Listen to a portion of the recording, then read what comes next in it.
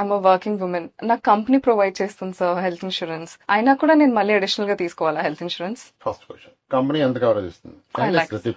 5 lakhs. Max 8 lakhs. ఇప్పుడు జబ్బు 20 లక్షలు అయితే కంపెనీ ఎంత ఇస్తుంది? 5 lakhs. మరి రిమైనింగ్ 10-15 lakhs ఎక్కడి నుంచి పట్టుకొస్తారు? 5 lakhs సరిపోద్దా? First thing, no. ఇది ఫస్ట్ పాయింట్. ఒక ఆన్సర్ వచ్చింది కదా. అవును. నెక్స్ట్ పాయింట్, జాబ్ పోద్దని భయం ఉందా? జాబ్ లాస్ అయితే ఏంటని? అవును. మరి జాబ్ పోతే ఇన్సూరెన్స్ పోద్ది కదా. Yeah true. జాబ్ పోయింది, ఇన్సూరెన్స్ పోయింది, అప్పుడు జబ్బు వస్తే గామ్. అవును. సరే, జాబ్ చేస్తున్నప్పుడు జబ్బు వచ్చింది, కంపెనీ కాబట్టి కవర్ చేస్తుంది ఏదో వచ్చినా. తర్వాత ఇంకా జాబ్ చేయలేని కండిషన్ వచ్చింది, అప్పుడు పాలసీ బయట దొరుకుతుందా? అప్పుడు ఇంకా ఆస్తులు అమ్ముకోవడం మొదలు పెట్టాలి. అవును. ఎంప్లాయర్ పాలసీని మన పాలసీ అనుకోవడం బుద్ధి తక్కువ పని. ఓకే. 5 lakhs 10 lakhs ముక్కు కూడా పనికిరావు. ఓకే.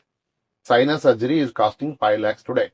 పెలిన్ procedure in Hyderabad. ఆ 5 lakhs నమ్ముకుంటే పెద్ద ప్రాబ్లం వస్తే ఏం చేస్తారు? అవును. This is the biggest mistake employees are doing. 5 lakhs 10 lakhs పిల్లలకు అవుతుంది. రెయిన్బో హాస్పిటల్కి వెళ్ళమని చెప్పండి ఎవరైనా.